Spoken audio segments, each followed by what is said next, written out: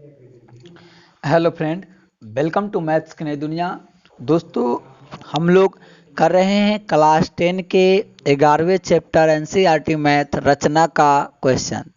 और इस वीडियो में क्वेश्चन नंबर मैं 2 कराऊंगा। बिल्कुल मैंने बेसिक से करवाया है, जहां से रचना सीखा जाता है। हम लोग पहुंच गए हैं 10th क्लास में। तो क्वेश्चन नंबर 2 क्या है, देखिए कि 4 सेंटीमीटर, 5 सेंटीमीटर और 6 सेंटीमीटर भुजाओं वालों एक त्रिभुज की रचना कीजिए और फिर इसके समरूप एक नया त्रिभुज बनाइए जिसकी भुजाएं इस त्रिभुज के दिए गए संगत भुजा के 2/3 गुनी है। मतलब कह रहा है कि आप एक त्रिभुज बना दीजिए जिसमें 5 सेंटीमीटर, 6 सेंटीमीटर और 7 सेंटीमीटर की भुजा हो। फिर कह रहा है कि एक और त्रिभुज बनाइए जो इसकी संगत भुजा का कितना हो, 2/3 गुनी हो। तो देखिए मैं आपको कुछ बताऊंगा। 2/3 का वैल्यू क्या होगा, 0.6 और 6 होगा। मतलब जो नया त्रिभुज बनेगा इस त्रिभुज से छोटा बनेगा। अगर 1 से वैल्यू छोटा आता है तो नया त्रिभुज इससे छोटा बनेगा, मतलब इसके अंदर में ही त्रिभुज नया वाला बन जाएगा। ठीक है, अगर आपके दिमाग में आता अगर वैल्यू 1 से बड़ा आएगा तब क्या होगा। अगर वैल्यू ऐसे रहता 3/2 गुनी है तो 1.5 होता, तो वो त्रिभुज दिए गए त्रिभुज से बड़ा बनता। तो अभी हम लोग का त्रिभुज बनेगा दिया गया त्रिभुज से छोटा बनेगा। तो सबसे पहला काम करेंगे हम लोग 5, 6, 7 सेंटीमीटर का एक त्रिभुज बनाते हैं। देखिए सबसे पहले 4, 5, 6 सेंटीमीटर का एक मैं त्रिभुज बनाता हूँ। तो मैं नीचे जो है 5 सेंटीमीटर का एक रेखाखंड खींच देता हूँ। ठीक है, 5 सेंटीमीटर का एक रेखाखंड अगर हम खींचते हैं तो यहाँ से यहाँ तक आएगा। ठीक है, तो इसका मैं नाम दे देता हूँ BC। इसको नहीं मानिएगा, ये ऐसे ही लाइन खिंचा गया है। तो B से C कितना सेंटीमीटर है, 5 सेंटीमीटर। यहाँ से एक 4 सेंटीमीटर का चाप और यहाँ से 6 सेंटीमीटर का चाप खींचेंगे। तो देखिए चाप खींचने के लिए आपको प्रकार से यहाँ रखना होगा 0 पे और एक रखना है 4 पे। क्या, 0 से 4। तो एक हम लोग इधर खींचते हैं। फिर C से 6 सेंटीमीटर का खींचना है, तो C से 6 सेंटीमीटर का एक चाप खींच देंगे। अच्छा, उसका 4 वाला नहीं मिला तो इस 4 वाला को हम लोग मिलाएंगे।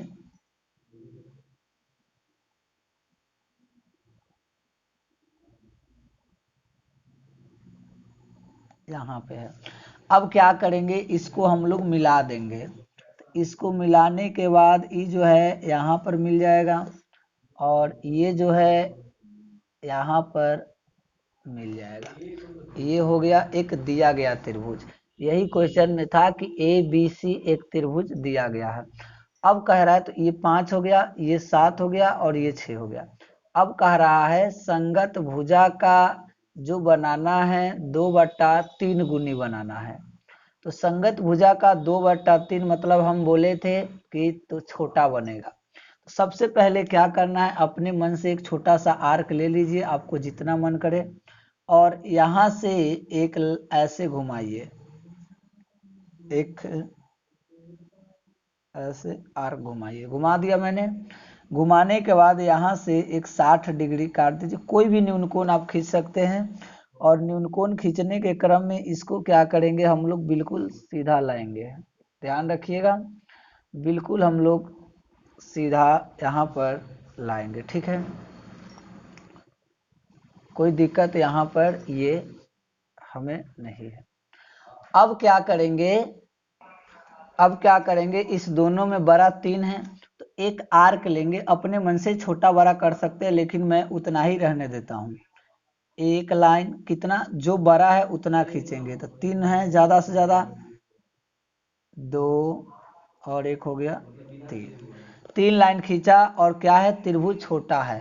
त्रिभुज जो बनेगा वो छोटा बनेगा। तो ध्यान रखिएगा, नीचा वाला वैल्यू से इस लास्ट पॉइंट को आप मिला दीजिए। नीचा वाला वैल्यू से आप लास्ट पॉइंट को मिला दीजिए। इस बीच वाला पे आप ध्यान मत दीजिएगा, वो गलती से लग गया। ठीक है, तो ये हमारा ये बन गया। ठीक है। अब जो हमारा त्रिभुज बनेगा, देखिए इसके पैरेलल एक अब 2 से खींचेंगे। कहाँ था 2/3 था, 3 से तो मिला दिया क्योंकि इसका नाम है B1, इसका नाम है B2, इसका नाम है B3। तो B3 से हमने C को मिलाया। अब क्या करेंगे, B3 से C को मिलाने के बाद एक अपने मन से आर्क लेंगे। मैं इतना ही बड़ा आर्क लेता हूं जितना पहले लिया था, और ध्यान रख दीजिएगा थोड़ा, चलिए छोटा कर लेते हैं।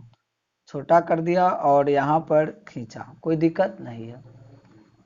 इसी आर्क की सहायता से मैं एक यहाँ पर भी खींच रहा हूँ। अब जितना डिग्री का कोण यहाँ है उतना ही डिग्री का कोण हमको यहाँ बनाना है।